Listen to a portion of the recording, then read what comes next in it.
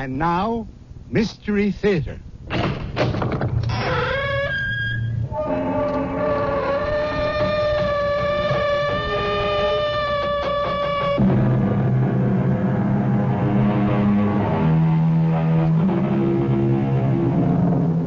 Come in.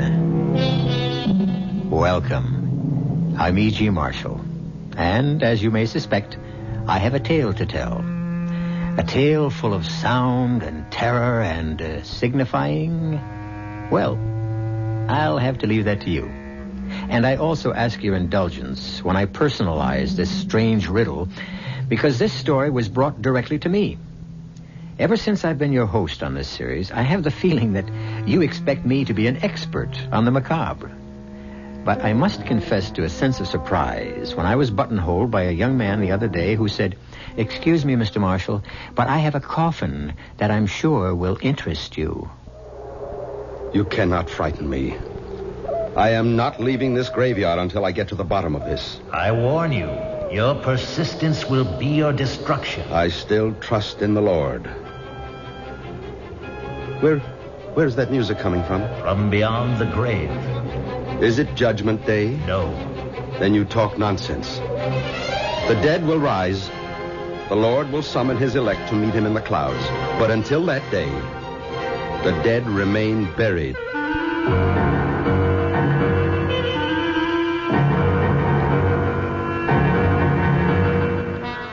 Our mystery drama, A Coffin for the Devil, was especially adapted for the Mystery Theater by Murray Burnett and stars Keir Dullea.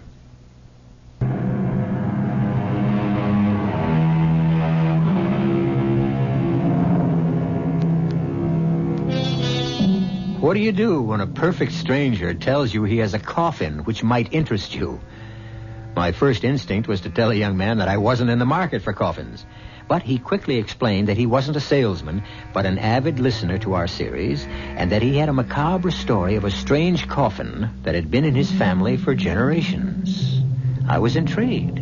So the next night I found myself in his old suburban house, drinking coffee with his wife Cora and his friend Professor Gerald Barker, and looking at a large wooden box which appeared to me to be a case for a bass fiddle. This box, although you may not believe it, Mr. Marshall, is a coffin. And this letter, which my wife Cora found in the attic, explains how it came in our family and also how it happens that I'm not today a mortician. It was written by my great-grandfather, whose name was also William Spindles. And the letter begins,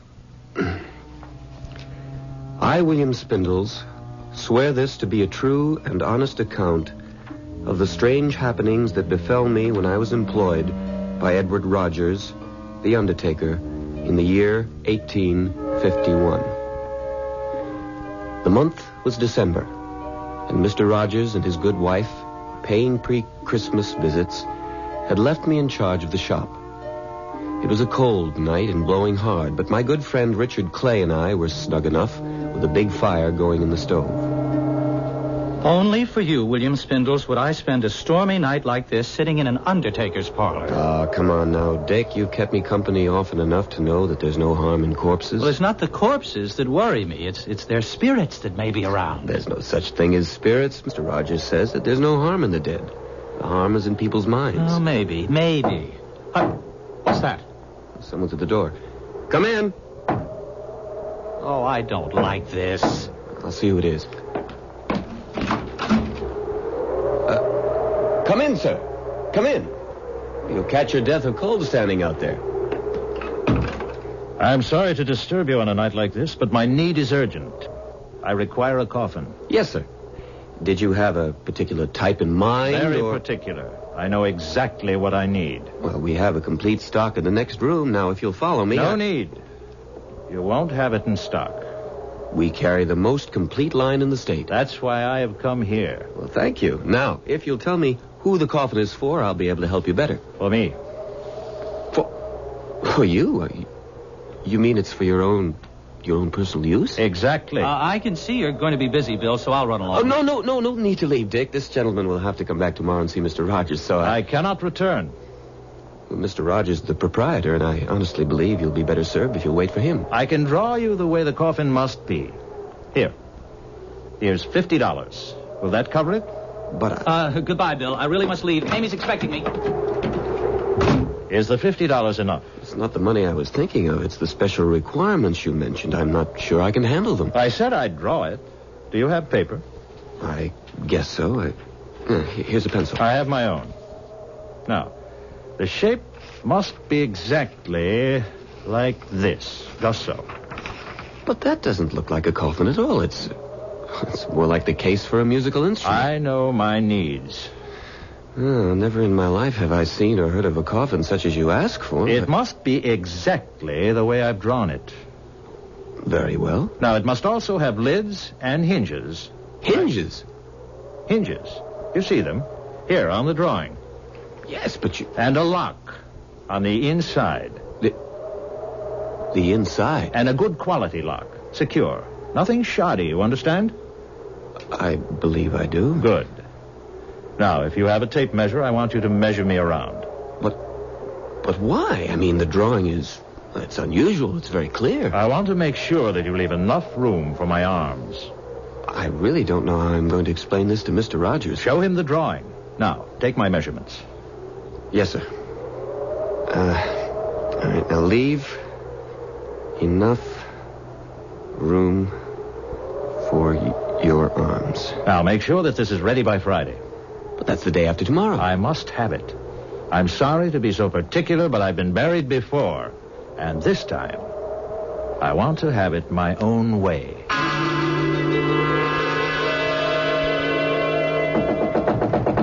Bill! Are you in there? Just a minute. I'm opening the door. Lucy, what are you doing here? Are you all right? Is he still here? What are you talking about? Dick told me about that strange man who came here. Dick was really scared. He said the man wanted to order his own coffin. That's right, but I'm sure it was some kind of practical joke. Well, I don't care what it was. I want you to find another job. I hate the idea of your being an undertaker. Lucy, we've been through this before, and this job is no different than any other except in people's minds. I'm sorry, Bill. I'm sorry. I was just so frightened. All the way over here, I was just worried about you and scared, but I came anyway, and now... Oh, Bill, I don't think it's going to work. Oh, I'd like to punch Dick Clay right in the nose for frightening you like that. Oh, don't blame Dick. It's not his fault. If he hadn't scared you, you wouldn't have... Yes, I would. Maybe I wouldn't have come here tonight, but I hate what you're doing. I hate it. I know, honey. What do you want me to do? Quit. And do what? Oh, I don't care. What will we live on? Well, you'll find another job. Nowhere near as much money. I don't care about the money. Bill, can't you understand? I don't want hands touching me that have been touching death all day. All right, Lucy. I'll speak to Mr. Rogers about leaving.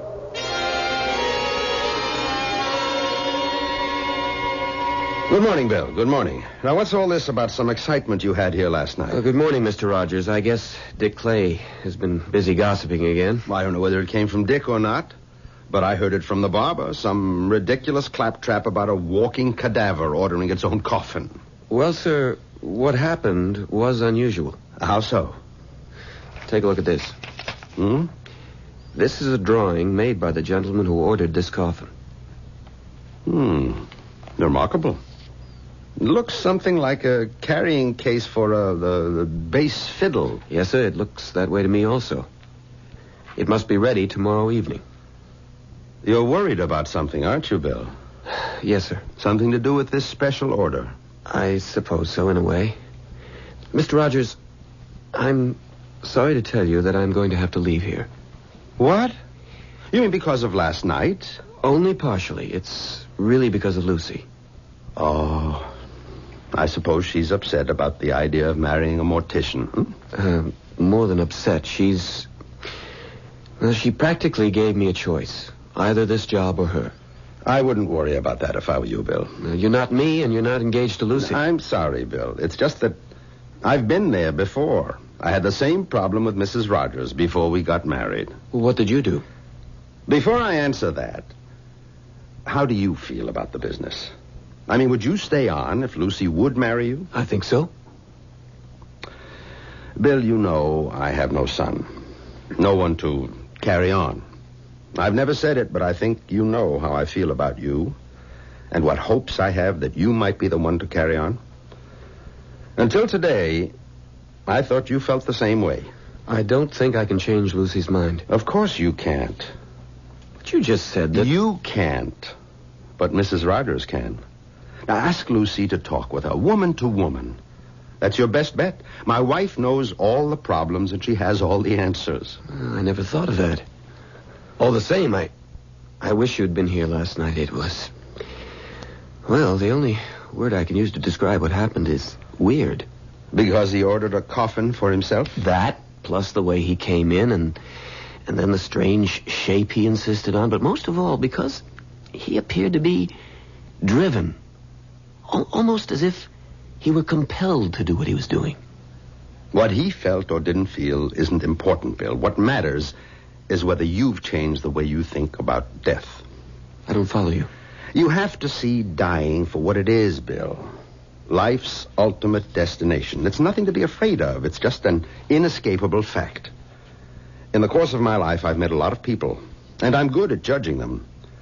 And up until now, I've thought of you as a no-nonsense, feet-on-the-ground, level-headed young man. But, sir, you didn't see this man. You didn't hear the terrible desperation he had in his voice. I've seen and heard almost everything since I started some 18 years ago.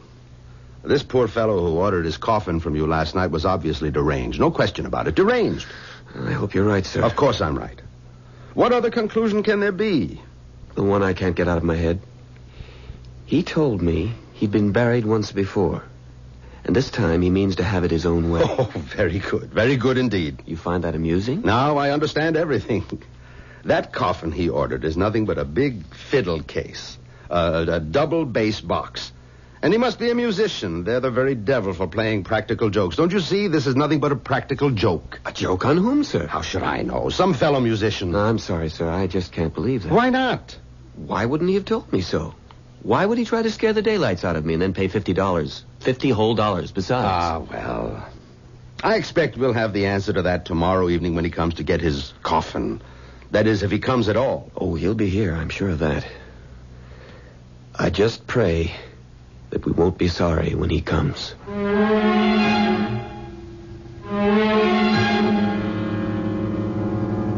When the reading stopped, I looked at the faces in that sane and sensible 20th century living room. Spindle's wife, Cora, was wide-eyed. Professor Barker's lips were pursed and his eyes were skeptical. My eyes were drawn automatically to the subject of the letter, the large, strangely shaped coffin that stood in the corner of the living room, and I could understand the fear that had gripped that 19th century William Spindles. I'll be back shortly with Act 2.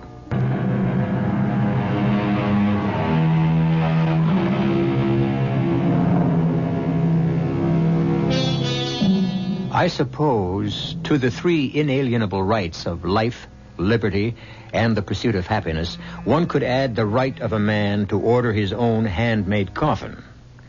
Most of us, I believe, would find the thought distasteful, but the feeling that prevailed among us in the living room of William Spindles was one of curiosity. We were all anxious for him to continue reading the letter from his great-great-grandfather. I must confess that my work suffered during that day. My thoughts were not on what I was doing, but on what the evening would bring, and what Mr. Rogers would make of the stranger when he came to call for his coffin. The day passed somehow. Bill, when did this customer of yours say he'd be back? Early in the evening. Matt, we'll give him another half hour, and then we'll lock up. That won't help if he wants to pick it up. What does that mean, young man? Someone tampered with the coffin, and we don't know who. We only have Sam's word that the coffin was tampered with. But he's our best workman. Well, like everyone else around here, I'm sure he's been infected with the idea that there's something strange about this order for a coffin in the shape of a bass fiddle. At last, he's arrived. Those raps didn't come from the door? Nonsense. Of course they did. It's cold out there. He wants to come in. I'll prove it to you. I'll open the door. No need. He's letting himself in. Sir? Sir, there's no one at the door. Get hold of yourself, Bill. Must have been a draft that blew the door open. I'll close it myself. Good evening, Mr. Rogers. Is my order ready? Good evening, sir. Come in, come in. The box you ordered is ready. Thank you.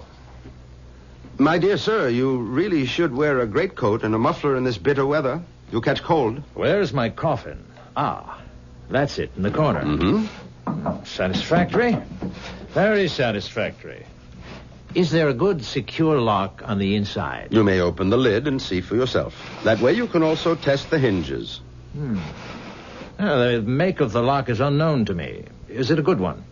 We never have had a single complaint about any of our coffins. So I'd heard.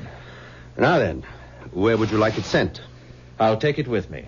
My dear sir, it's much too heavy for one man to carry. I'll manage. Perhaps you have a horse and cart outside. We can help you get it on. That won't be necessary. May I have your name? My name is of no importance. Sir, I'm a reputable undertaker. I must keep my records in order. Any name you choose will do. Come now, sir. I see through your little joke, and I don't disapprove, but you must... Joke? Mr. Rogers, if there's any joke being played here, it's on me. So, I'll take my coffin and be on my way. But, sir, you can't just walk out of here with a... Thanks to you for your efforts, and I wish you gentlemen good night's sleep. Sir, come back. Let him go. For the love of heaven. Let him go, Mr. Rogers. He lifted that box as if it were as light as a feather. Get your coat. What for? To follow him, Bill. Couldn't you see the man is ill? We're the ones who are going to be ill if we follow him. Stop babbling and get into your coat. All right, I'll go with you. I don't want you following that spirit alone, but I tell you, he's not mortal. He is, and he's sick, mentally ill. Hurry. How far do we follow him? As far as he goes. No, sir, I won't, because I believe his destination is hell. There he goes. Around the corner, down Green Tree Lane. Oh, yeah, I see him. Where can he be heading? There are no houses after a block of Green Tree Lane. But there's the cemetery. Didn't I tell you he was deranged? The cemetery gate's locked. Locks never bothered spirits. Then he's no spirit. Didn't he ask for a lock on the coffin? Oh, let him go, Mr. Rogers, please. Hurry up before we lose him. Mr. Rogers, if we do catch up to him, what in heaven's name do you want of him? Find out who he is, where he lives, and get him safely home. Then I shall call a doctor to attend him. There he goes, heading directly for the cemetery gate. Confound it. What's happened to the moon? A cloud just passed in front of it. No matter. Even if we can't see him, we shall catch up when he finds the gate locked. Oh, here comes the moonlight, and here's the gate. Where did he go? Well, he must have gone in. Gate's locked. Well, I have my key. You don't intend to go in, do you? Of course. Come on. No, sir. There. Isn't that our man? Moving among the trees over there near the Addison Mausoleum? Mr. Rogers, I've had enough of this. I'm going home. And allow that poor soul to do himself some kind of mischief? Sir, that poor soul, as you call him, is a person I want nothing to do with. I don't know whether he's man, ghost, or devil, but whatever he is, and whatever his business is in the cemetery, I want no part of it. Bill, when a man's dead, he's dead. I've never seen a man or woman come to life again. I'm a God-fearing man, and I go by the Bible. Doesn't the good book say dust to dust? The Bible says a lot of things, but I remember no mention of men who could lift a heavy coffin as if it were a pillow and pass through locked gates without leaving a sound, to say nothing of a man ordering his own coffin. Very well, Bill. You can stay or leave. I'm going after him. I beg of you. Close the gate. I beg you, Mr. Rogers, leave this be and come home with me. Close the gate and make sure it's locked. At this point, Bill Spindles stopped reading and put down the letter. My reaction was shared by his wife, Cora, who almost screamed at him. Don't tell me the letter stops there, and we're not going to find out what happened. The reason I stopped is because the story my great-grandfather was telling up to now was his. But it now changes. At this point, he is writing not what he saw, but what he heard, as he puts it in the letter. Perhaps I was a coward, but I allowed Mr. Rogers to go on into the graveyard alone while I hurried home. So I warn the reader of this letter. This portion of my tale is written here as it was told to me by Mr. Rogers. The moon again had gone behind the clouds when young Spindles went hurrying off. But I thought I saw some light in or around the big Addison tomb. I started that way, and then I heard what seemed to be the voice of the man I was following, but it seemed to come from far off. Too far. You have come too far. On a useless journey, Edward Rogers. Turn back before it's too late. Where are you, sir? Listen to me. Thrice they tried, and thrice they died. Where are you? What are you doing with your coffin? Leave here, Edward Rogers. Your business with the dead is finished.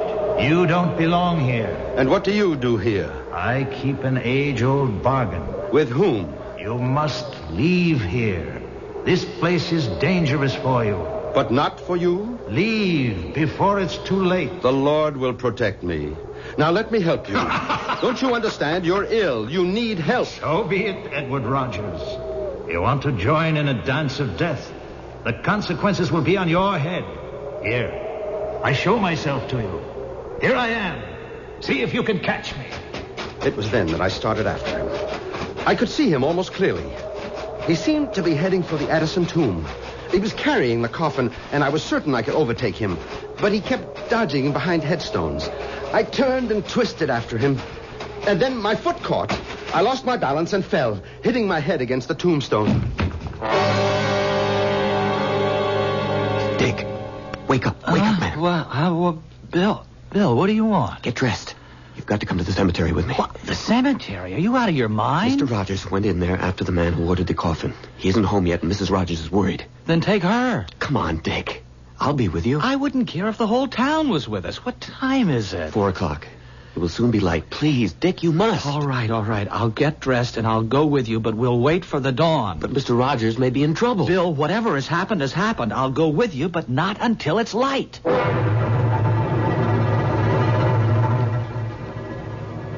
Oh, my head. It hurts. Where am I? Where you do not belong. Oh, it's you. Where's your coffin? Where it belongs. Good. Come. I'll take you home. You need more help than I do. I'll be all right. I was fortunate. It was just a glancing blow. I'll take you to the gate. See that you get there safely. You've changed. Why are you now worried about me? I admire your courage. You were concerned about me. Now I return the favor. No. You tried to frighten me before. For your own good. You're still in danger. From whom? From the damned. Sir, I don't know who you are or where you're from, but I'll swear you're of this world. There are no such things as ghosts. I know that's what you believe. I wish with all my heart that you were right. What's that music? Do you hear it? I do. What is it? It doesn't belong here in a graveyard. You're wrong. It's the only place it can be heard, and not by everyone. Come, the gate is this way. No, I am not leaving until I get to the bottom of this. I warn you, your persistence will be your destruction. I still put my trust in the Lord. Where's that music coming from? From beyond the grave. Is it Judgment Day? No. Then you talk nonsense. The dead will rise. The Lord will summon his elect to meet him in the clouds. But until that day, the dead remain buried. And quiet? And quiet. Oh, foolish man. I will not be able to protect you much longer. Go home now, while you can. I will, if you'll first allow me to take you to your home. Can't you understand? My home is here. Tommy rot. I must go. I have work to do. You've been warned. My conscience is clear. As I turned my head to see where he went, I felt dizzy. The blow had evidently been more serious than I thought. When my head cleared, I could still hear the music, and I thought I saw a light. I walked toward the light. It seemed to come from the Addison tomb. As I approached, I could see that the door to the mausoleum was open. I was convinced that inside was the source of the music. It grew louder with every step I took. And then I found myself at the door to the tomb. And there, just inside, I saw the large coffin the stranger had ordered. The lid was wide open. But the moment I took one step inside, The lid slammed shut, and the music stopped. I thought the coffin had been empty, but I couldn't be sure. I walked over to it and bent down and listened. I heard the key turn in the lock, and I called out, "You mustn't lock yourself in. You mustn't. Please open the coffin." He wouldn't listen, so I determined to get the coffin open. When suddenly there was a flash of light and a loud explosion.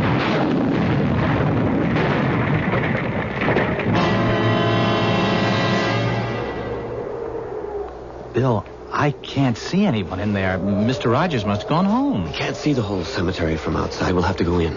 The gate's locked. I have a key. Oh, look, we really have to go on. It's practically daylight. There's nothing to be afraid of. Well, I hear you, but I'm still shivering. That's the cold. Come on. Hey, you seem to know where you're going. Oh, I shouldn't have left him. If any harm has befallen him, I'll never forgive myself. Well, he shouldn't have been here at all. The last I saw of Mr. Rogers, he was heading for the Addison tomb. I have a feeling that if we find him at all, that's where he'll be. There's the tomb now. Oh, the door's open. Should it be? We'll find out. Wait. Suppose there's something in that tomb that waited for Mr. Rogers, and now it's waiting for us. If you don't want to come in, you can wait here, but I'm going into that tomb. All right, I'll come with you. Good Lord, there he is, lying across that coffin, and so still. Is he dead? I don't know. But there's only one way to find out. I can offer no explanation, but I can tell you that the words of a letter written more than 100 years ago had cast a spell over all of us. A spell that had transported us back to a small 19th century graveyard. I'll be back in a moment with the strange end to this strange tale.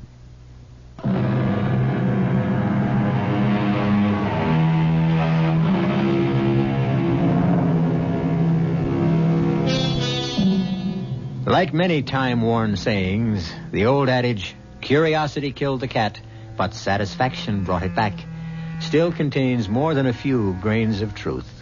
Certainly all of us sitting in the William Spindle's living room that night were anxiously waiting for him to resume reading the letter from his great-great-grandfather.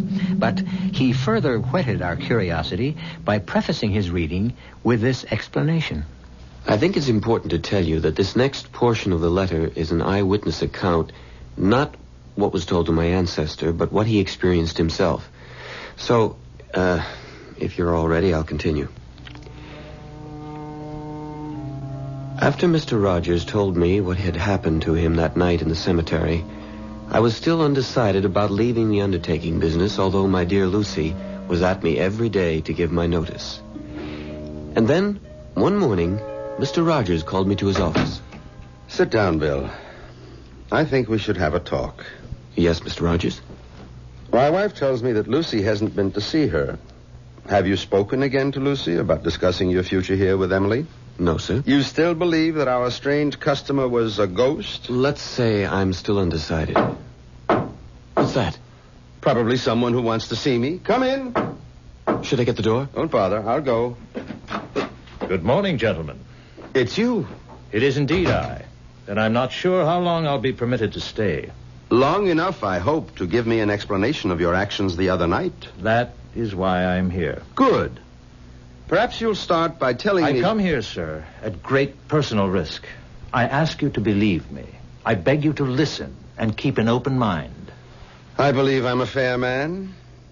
Since you're a native of this town, you must know of the Addison family. Of course. Old Thaddeus Addison owned the leather and dye plant. He did. And do you remember a young man named Tom Addison, one of Thaddeus's 3 sons? I never knew the young rascal. Everyone heard about him, of course. He was a ne'er-do-well who finally ran away. That's what my father wanted everyone to believe. Hold on. Are you trying to tell me you're Tom Addison? My father wanted me to go into the factory. I couldn't abide the thought. In all modesty, I had a great talent for music, particularly the bass, a talent which my father felt was foolishness. All of our quarrels came because I wanted to practice my music, and my father thought it was a waste of time and money. Then you are young Addison. I am. And I am not. Not in the sense that you mean. I suppose you can explain that. The situation between my father and me became unbearable. He finally gave me an ultimatum. Either I'd go into the business, abandon my music, or he'd turn me out of the house. I really had no choice. I left. Mm-hmm. And what brought you back? The very same thing that took me away. Music. When my father disowned me, I wandered around the country trying to earn my living as a musician. It wasn't easy. One day, I found someone who valued my musicianship. I made a bargain with him. Who was he? He goes by many names. Take your choice.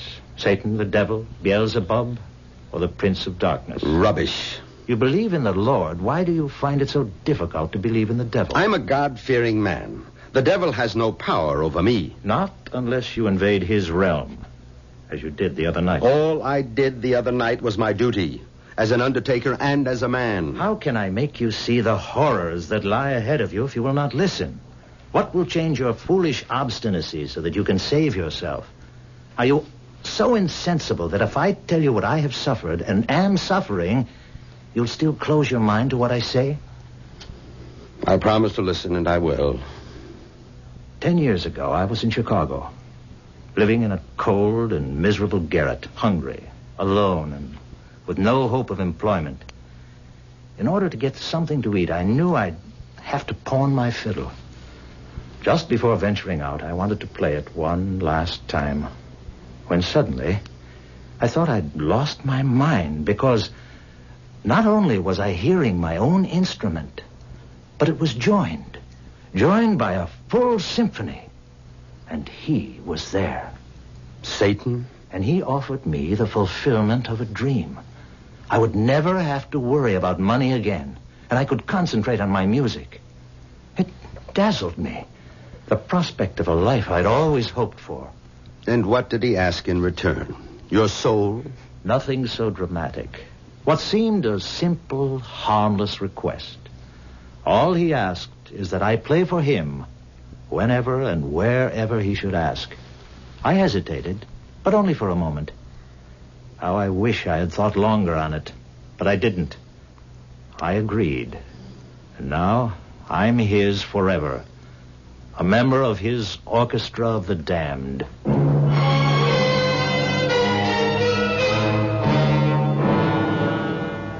And the letter closes as follows. That was the day I left the undertaking establishment of Edward Rogers. I have no way of knowing whether Mr. Rogers believed the story told by the man who claimed to be Tom Addison. I never saw nor heard from the stranger again, nor do I know whether Mr. Rogers did. Signed, William Spindles. Now, what do you make of that? I'll take the ladies first. Cora, as my wife, what do you think? There's one thing I know, darling. I'm glad you're not an undertaker, because if you were, I wouldn't be your wife. Ah, you feel the same way as my ancestors, girl. Lucy. Emphatically. Jerry, you're the scientist here. Well, history isn't a science, thank heaven, but I do have some questions. First, how did the coffin come into your possession? Well, that's simple. When Mr. Rogers died at the ripe old age of 89, he left a sizable bequest in his will to my great-grandfather with the proviso that we keep the coffin as a memento. Why would he do that? Now, that, Cora, is an excellent question. If he insisted that the coffin remain in your family as part of his bequest, I think he must have had a reason. In other words, you don't believe that the stranger was a ghost? Let's say I'm dead set against the idea of ghosts playing symphonic music in a graveyard at night. Well, I believe he was the ghost of Tom Addison. Well, how do you explain Rogers leaving the coffin to the Spindles family? Simple. Rogers was probably hurt by Bill's refusal to stay in the business, and he wanted the coffin to remind him. Sorry, darling, that won't work.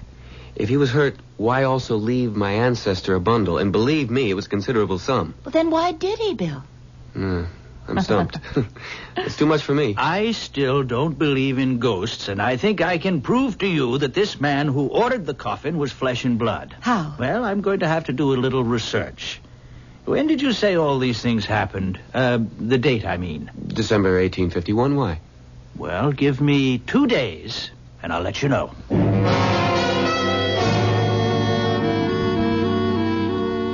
All right. I have solved the mystery of our peculiarly shaped coffin. Good. How? I kept asking myself, why did this man go to all the trouble of ordering a coffin, which, to say the least, was strange, and also behave as if he wanted everyone to believe he was a ghost? But have you forgotten Mr. Rogers' belief that he was crazy? I mean, wouldn't that account for all his behavior? Yes, that would, but I preferred to think of this fellow as a con man. You see? A really great con man who successfully conned your grandfather but had more difficulty with the undertaker. Why? Precisely. Why? Now, that's where this newspaper article comes in. Here, I made a copy at the library. Let me read it to you. The headline, Wells Fargo payroll stolen. Aha! Then it goes on. Yesterday, the largest robbery in the history of the Wells Fargo Company was successfully perpetrated by 3 masked men who boarded the westbound Lackawanna Limited, entered the baggage car, and made off with more than $40,000 in $10, $20, and $50 bills. So, it goes into more detail, but there you have it. There you have it. You've lost me. Now, don't you see?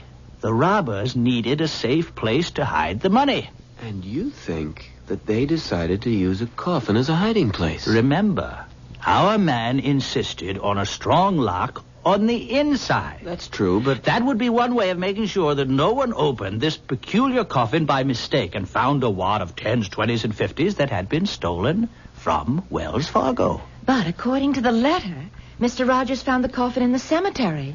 And it was open, and there was nothing in there. That's right. Rogers followed the stranger right from the funeral parlor to the cemetery. He wouldn't have had time to stash the loot in there. I think it's interesting, but rather far-fetched. Is it? Look how everything fits. All that uproar in the cemetery. All the warnings to Rogers telling him to keep away. Why? I'm sorry. You're so convinced your theory is right, you're not thinking straight. Once your man knows Rogers was going to interfere, he'd never have taken the chance of hiding anything there. Well, he may have had no choice. What do you mean? The money may have already been there. Look, have you forgotten that your grandfather's letter said that the workmen believed the coffin had been tampered with? Oh, Jerry, you're riding a hobby horse. Oh. You have a theory, and you're just going to see that everything fits. And you're not going to look at anything that doesn't. Now, wait a minute. What have I left out? Well, lots of things. Now, one. How in the world did our stranger lift this coffin and carry it off under his arm? Perhaps he didn't. You mean you think Bill's grandfather made that part up? Well, let's leave that. Anything else? Well, lots. What about everything that happened to Mr. Rogers in the cemetery? The music, the open coffin. What's your explanation for that? Well, we know that Rogers fell down and hit his head. Oh, come off it, Jer. You're not going to try to tell us that he imagined those things as a result of hitting his head. Well, it's possible. Maybe, I don't but... believe it. The other explanation, which you refuse even to think about, Jerry, is that he was a ghost and that Mr. Rogers reported everything faithfully. That's the one I believe. Even if I prove to you that this strange-looking coffin has plenty of room for some kind of secret compartment and there may be money in it? Why don't we stop talking and see if you can prove what you think? All right, good idea. Come on. How do we go about finding a secret compartment? Well, we'll try tapping and listen for a hollow sound. Okay. Who wants to do the tapping? Me, let me. All right, go right ahead. It all sounds the same. You're too impatient. If there's a secret compartment, he'd make it hard to find. All right. Dear. It's a great theory, Jer. I'm afraid it's just a theory. Why don't you try down at the bottom where it's widest? Okay. There! Right there. Doesn't that sound different? I think so. Go back there again, Cora. That's it. Let's turn it upside down. Here. You have to let us do that, Cora. That's got it now. Now what? Well, I think we should have opened the lid first. Okay, let's open it. All right, now, put your hand down in there, Bill.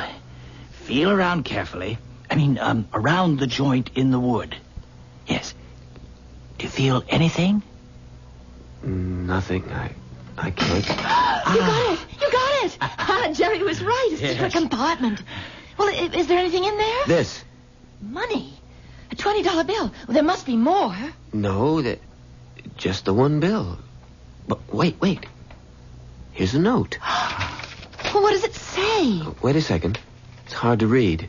Dear Bill, or descendants of William Spindles, you having found this secret hiding place should know by now that I was right when I insisted that there were no such things as ghosts. I was also right when I told you, Bill, that there was a fortune to be made in the undertaking business, as is proven by my bequest. God bless you and your family. Signed, Edward Rogers.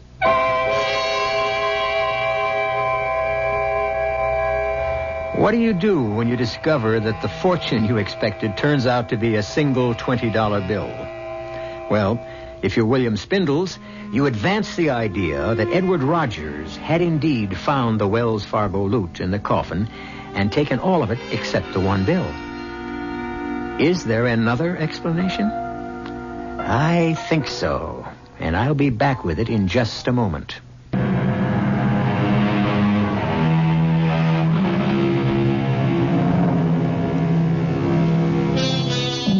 For what it is worth, I present you with this thought. There never was any Wells Fargo money in the coffin to begin with. Edward Rogers had obviously been a man of strong beliefs, and he took this way of proving to Bill Spindles or his children that there are no such things as ghosts, and that there was money to be made in the undertaking business. Did the Spindles accept my explanation? I really don't know. How about you? Our cast included Keir, Dullea, Marian, Seldes, William Redfield, Peter Collins, and Nat Polen. The entire production was under the direction of Himan Brown.